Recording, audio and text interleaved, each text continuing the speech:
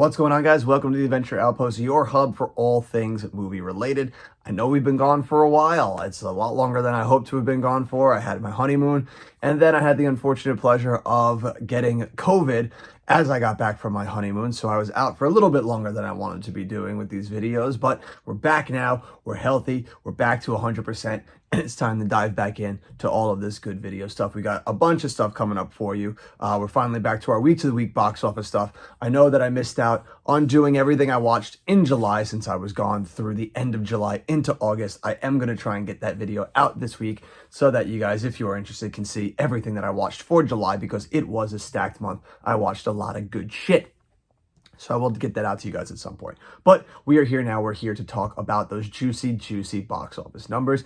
And it has been a whirlwind few weeks while I was away. The fucking unbridled dominance of Barbie and Oppenheimer has just taken the box office by storm. We've had some small August movies that have come out that have managed to make a little bit of a splash here in the box office. None that have managed to match the power of Barbie and Oppenheimer. See, as you can tell, I'm still getting just back to it, even though I do feel 100%, we're still getting back fully in that post-COVID party. But we're not going to waste any more time. We're going to dive into all that good stuff. As always, quickly before we begin, hit that subscribe button, hit that like button, drop some comments down below. Let me know what you've been watching. And now let's dive into our show. We start, as always, with the 2023 box office chart. And as you can see, we're in our 31st week of the year. We made $108 million, which was a 37.2% drop over the previous week. So we're finally starting to hit in that August. We're finally starting to get that slow decline. We've had just crazy weekend after crazy weekend since Barbie and Oppenheimer came out. We had The Verge, the huge opening weekend. The second weekend was still just as insane with those movies. Haunted Mansion didn't manage to do anything that weekend. And then you had the weekend with Teenage Mutant Ninja Turtles and The Meg 2, which I think you had like almost 4 or 5 movies in the top 10, grossing almost $20 million. So that was a huge weekend in and of itself. This weekend seems to be the first weekend where the party is officially starting to finally slow down to more August levels that you would expect, to more medium levels that is not as crazy. This was my first weekend back at my theater since being away, and you can definitely tell that it is really starting to slow down. I went away right after opening weekend of Barbenheimer. I worked all 4 days, Friday through Monday before I left of Barbenheimer, and it was pure unbridled chaos. It was just absolutely insane every day, and it's such a huge just insane difference between that and then my first weekend back now with the weekend of the last Voyage of Demeter, and it's just nice. It's back to what you would expect your August levels to be. Nothing too crazy. You get maybe a few showings that are sold out that are a little bit wild for like Barbie and Oppenheimer, but other than that, nobody else is really putting up a fight. Nobody else is really doing some crazy business. So we're finally back to those good August levels. So let's dive into the top 10 now, and let's take a look and see where everything lied and see just how well the new movie managed to make a splash here in August. So for the weekend of August 11th to August 13th, it surprised absolutely nobody that Barbie is still the queen of the mountain. In her 4th week, drops only 36.4%, takes in $33.7 million, bringing its total domestic haul to $526 million. That's insane, off of a $145 million budget. That huge domestic number right there is going to be something that we're going to discuss in a little bit, but it is absolutely insane just how well Barbie has been doing here at the box office. 4 weeks strong at number 1. I did not think we were going to see another movie that was going to be able to do that for a little while. We had Avatar kick us off the beginning of the year. You had Super Mario Brothers being the only movie of 2023 that managed to hold 4 weekends in a row. And now Barbie's going to join that tally. We're going to talk a lot more about our week over week consecutive weeks at number 1 in a little bit of a later chart, but absolutely huge for Barbie. Barbie and Super Mario Brothers, the absolute king and queen of 2023 right now. In second place, Oppenheimer holding strong in second place in its 4th week, drops only 35.4%, takes in $18.8 million, bringing its total domestic haul to $264 million off of a $100 million budget. An absolute just stupid success for Christopher Nolan here. This man, it just prints money. Has to be one of the biggest directors working in the business today. In third place, we have Teenage Mutant Ninja Turtles Mutant Mayhem. In its second week, drops 43.8%, takes in $15 million to bring its total domestic haul to $72 million off of a $70 million budget. So this movie is going to get itself into the green here. It was a nice, moderately priced movie, so it's going to get some good return on investment here. I haven't gotten a chance to see this one yet. Obviously, with me being away, I'm missing a bunch of these movies. Teenage Mutant Ninja Turtles is one that I do still need to catch up on, and I'm definitely looking forward to checking it out. It looked like a really good time. In fourth place is Meg 2: The Trench. In its second week, drops 57.7%, takes in $12.7 million, brings its total domestic haul to $54 million off of a $140 million budget. This movie definitely, even though it was number 2 last weekend, has taken a sharp dive here. Does not look, at least like domestically, it's going to get back to that $140 million price tag. I don't think Warner Brothers is too worried about that, though, considering this is a movie that international audiences seem to lap up, and it is doing phenomenally well internationally, so I'm sure it's going to print itself some money here. This is a movie I did get to catch up on since coming back, and it was the worst. So I don't know. It's hilarious to me that I saw like an article where a lot of movies are either not getting releases in China or just outright bombing because Chinese audiences have decided that Hollywood blockbuster movies are garbage because they're just like, they're always the same and they're just not have good output. So they complain about the level of creativity that's coming out of these movies. And then they're like, oh, hey, Meg 2. And they're all just like, oh, let's go, baby. Which is like one of the worst movies that fit into that category. But I guess shark movies just do it for them out there. They're gung-ho for some good Jason Statham shark mayhem. And rounding us out in the top 5, unfortunately debuting in 5th spot, is The Last Voyage of Demeter. Takes in only $6.5 million, a sharp drop from even the 4th place movie at $12 million. $6.5 million off of a $45 million budget. This one hurts.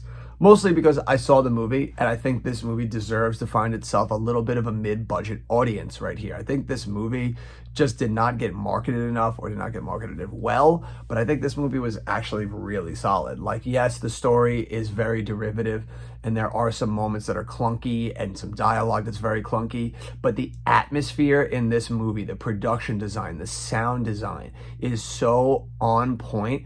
It elevates its material from what it normally would have been. Like, to me, I gave the movie 3 stars. It was completely enjoyable, and those little things that I talked about helped elevate it up over it being just the regular old turd. It helps that the movie feels lifelike. It feels like they shot on a boat in the water. Everything is just, it has like spatial awareness to it. Like when you see a movie like Ant-Man and the Wasp: Quantumania, that nothing looks real. Not anything on the set looks real, no matter where they are. Even if it's just like him walking down the street, it just doesn't look real. And then you couple it with another movie like Shazam 2, where you see like all the characters together at the end, and now it doesn't look like any of those characters are actually standing next to each other. You can feel that they were shot one by one and just composited together. Like, you can see it on the shot. There is none of that here. This movie feels like they are on a boat. The creakiness, the eerie atmosphere, it all blends itself together and works really well. That this should have been a nice mid-sized budget hit. It's a shame that it's not going to, that it's going to be a bomb. Hopefully it finds some life on a streaming site and some people check it out. This is one of those movies that it's just like, we haven't conditioned people to just go check out anything anymore. Like right now, we've gotten people back into theaters, but it's always for these big movies. Nobody really goes and checks out these mid-budget movies anymore, unless like they got marketed well to the point that they could do a little bit of business. Looking at like a Violent Night or like a Cocaine Bear, something with like a little bit of a hook in it. But I guess it just seems like right now, like either this didn't have enough of a Dracula tie-in to get people that like Dracula to go see it, or people were just tired of seeing Dracula stories and tuned out the second that they saw it was another like big vampire movie. But I implore you, if you are on the fence about seeing this movie, go check it out. It's a good time. It's fucking better than the Meg. It's better than a decent amount of movies that are in theaters right around now. It's a good time. You'll enjoy yourself. It's violent. It's got some solid performances from some good actors in this movie. It is one of those movies that's not going to break the bank. It's not going to change the wheel. It ain't going to win awards, but it's well worth the trip to the theater. Over on the back five, in sixth place, we've got Haunted Mansion in its third week, drops 39.1%, takes in $5.6 million, brings total domestic haul to $52 million off of a $150 million budget. This is another one that hurts. I have Haunted Mansion tattooed on me. It is one of my favorite rides at Disney, but they just don't know how to make a movie of this caliber. And they did better than the previous one. I'll give them that. This movie got elevated for me simply because of the lore and the absolute just plethora of Easter eggs from the ride that was just shoved into this. I thought that all was really good. But god damn it, it has some of the most hokey and just awful comedy and jokes just shoehorned into this movie. And it hurts the movie because the movie actually has a lot to say about grief and how grief affects us and brings us down and stunts our progress. There is some really heartfelt and tender moments in this movie that really work, that get undercut by just stupid comedy that takes you out of the movie and ruins it. And I get what they're trying to do. You know, they want to have their cake and eat it too. They want it to be a horror movie, but they also want it to be a comedy. They want it to be a horror movie, but they still need that Disney audience where they can bring kids in, which I mean, I guess like kind of works because the Haunted Mansion, like while like has scary parts, it does get really silly like at portions of the ride. But I feel like if you're going to make a movie on the Haunted Mansion, you have to get rid of the silly shit. Like, and it's not saying like you have to, that you can't have moments of levity and there be comedy in it, but people shouldn't be slinging jokes in this movie. The comedy should come where the comedy in this that worked was Lakeith Stanfield and the kid and Rosario Dawson and the people when they would react to what they were seeing around there. Like Lakeith Stanfield had some great mannerisms whenever he would come across a ghost or see any scary type of thing. Like his reaction to it is the comedy right there. Like, and they can have little moments of levity, but nobody, like Danny DeVito, like I love Danny DeVito, but just slinging jokes left and right, it just really undercuts the movie and what you're trying to do. Like, you can't make a comedy. You have to make a horror movie that could have some moments of levity, but it is a horror movie. And you have to do that if you want a Haunted Mansion movie to work. These movies are never going to work until you just really lean into that Haunted Mansion aspect and make a horror movie. Get Guillermo del Toro on the phone, let him make his horror movie for you. He will rip a great Haunted Mansion for you. And that's not to say that this movie was terrible. There are a lot to like about it. I think the gothic setting of Louisiana and using that house worked really well. Lakeith Stanfield, Rosario Dawson are really solid in it. And the kid, I could take it or leave it with everybody else. Everyone else was way too like hokey and silly. Owen Wilson, Tiffany Haddish, Danny DeVito. I don't have anything against any of them, but it was just like this. I get it. I get what their characters were going for. They were able to bring levity and be more comedic so that this movie isn't just so scary for kids, but it doesn't work. The meshing of it together just does not work for me. So that was a shame. And honestly, the CGI in this one wasn't so bad. There were some solid shots in this movie that like worked pretty well for me. So it's a mixed bag. There were parts that I liked. There were parts that I didn't like. I didn't outright hate the movie, but I didn't outright love it. It left me feeling very disappointed, but not like that was the worst thing I've ever seen. I think we're at this point now where Disney has to accept the fact that Pirates of the Caribbean was a lightning in a bottle moment, and they are not ever going to make a ride movie hit the levels of Pirates ever again. It's just not going to happen. I just don't think they have the ingredients or the creativity to put the right people in the right spots to make it work. Maybe one day they might get back there, but I just don't think in this climate right now that we're going in that we're going to see one anytime soon. In seventh place, we got a real horror movie right here. Talk to Me in its third week, drops only 19%, takes in $5 million to bring still domestic haul to $31 million off of a $5 million budget. Just printed money right there. This is still one of those movies that I missed while I was away that I still have to go check out. I'm going to try and check out Talk to Me and Teenage Mutant Ninja Turtles this week before the release of Blue Beetle this weekend. In eighth place, we've got Sound of Freedom in its sixth week, drops 36.2%, takes in $4.8 million to bring its total domestic haul to $172 million off of a $14 million budget. Just the unsung hero of the summer right now, just absolutely printing money. And look at all that money, $172 million, that if this movie didn't come out around now or didn't come out at all that money would have been divvied up between our next two movies, movies. Just two disappointments. In ninth place, Mission Impossible Dead Reckoning Part 1, in its fifth week, drops 29.4%, takes in $4 million, brings total domestic total to $159 million off of a $290 million budget. This is a movie that just got undercut by poor placement in the summer, a week before Barbenheimer, and also had his legs cut out from him by the just absolute, just huge money haul of Sound of Freedom. So many people that saw that movie, I think, probably would have seen Mission Impossible and Indiana Jones if Sound of Freedom didn't exist. Just taking money away from these two action-heavy movies. And rounding out the top 10 is Indiana Jones and the Dial of Destiny. In its seventh week, drops 62%, couldn't even clear $1 million, takes in $899,000, brings total domestic total to $172 million off of a $300 million budget. Now, as always, we like to take a look at our fallen heroes. These are our heroes that did their time in the top 10, but have now bowed out for greener passages. We've got one movie this week that has bowed out of the top 10. We take a look here at the chart. Elemental, after 8 weeks on the chart, after being labeled a box office disaster its opening weekend, manages to hang around for 8 weeks on the chart, proving to the world that it was no fluke and it was not a box office bomb, and it made itself a decent little amount of change before when all was said and done.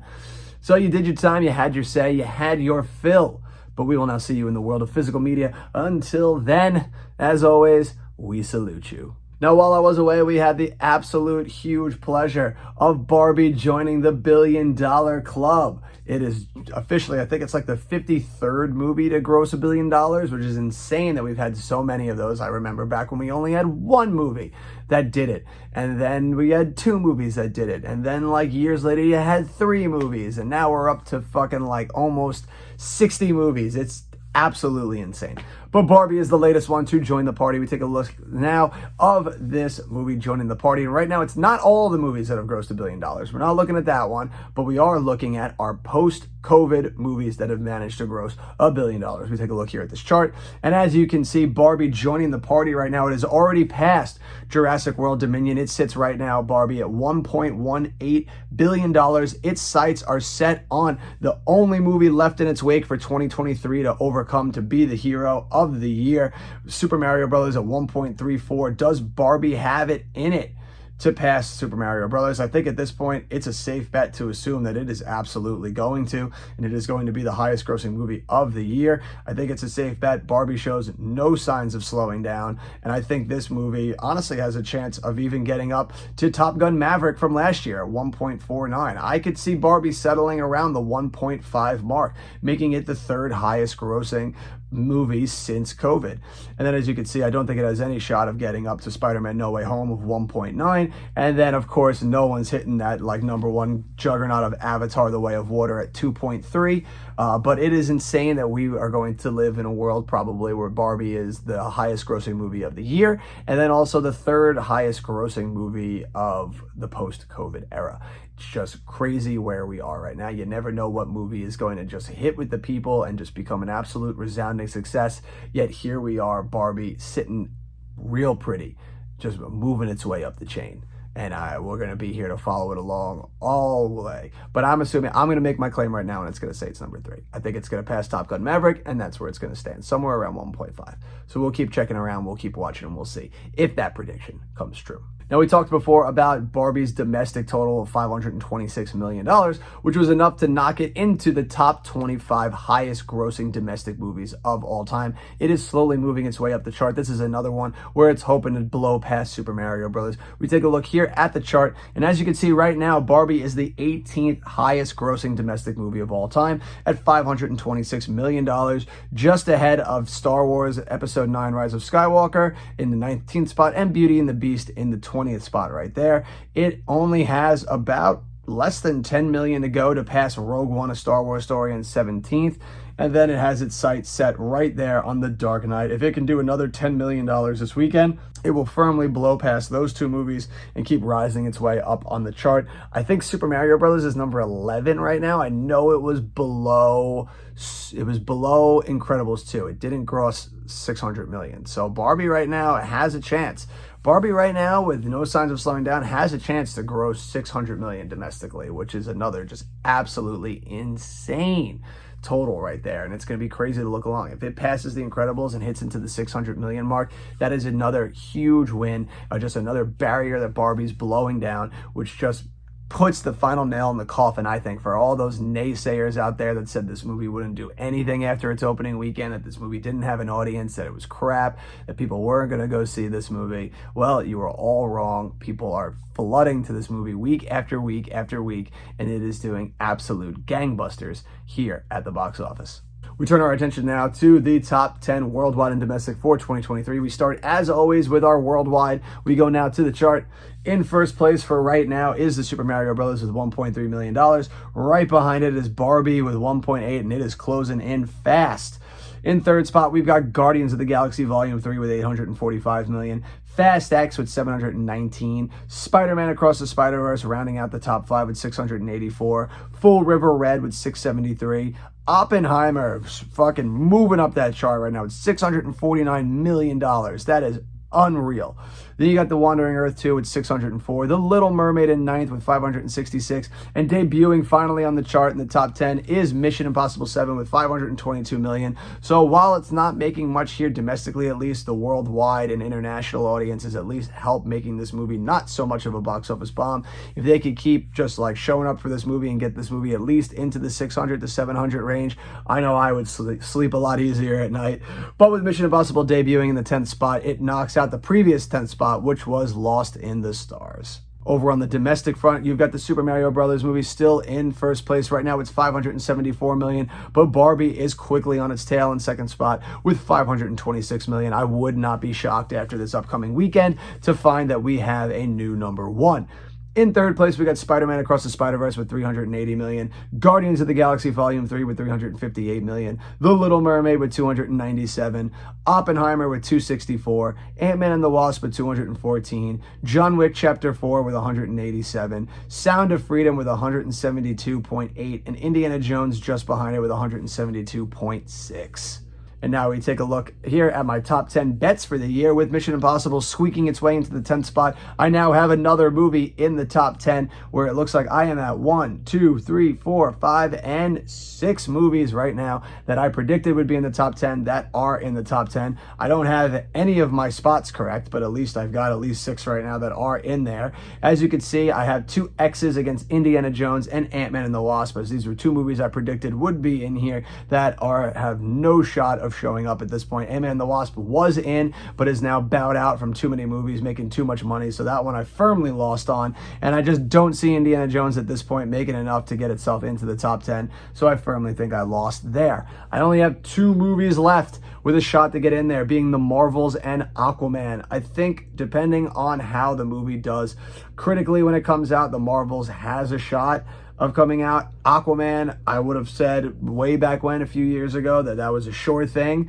being the first one was $1 billion, but I just don't know this year anymore, especially after everything that the DCEU has done elsewhere. I just do not feel comfortable in those last 2 picks whatsoever, but we'll see what happens as we continue on into the rest of the year. Now we turn our attention to our movies that have held number 1 consecutively for more than one weekend in 2023. Barbie joins the party now. It does a pretty big, momentous achievement here. 4 weeks at number 1. That is huge. Let's take a look at this chart.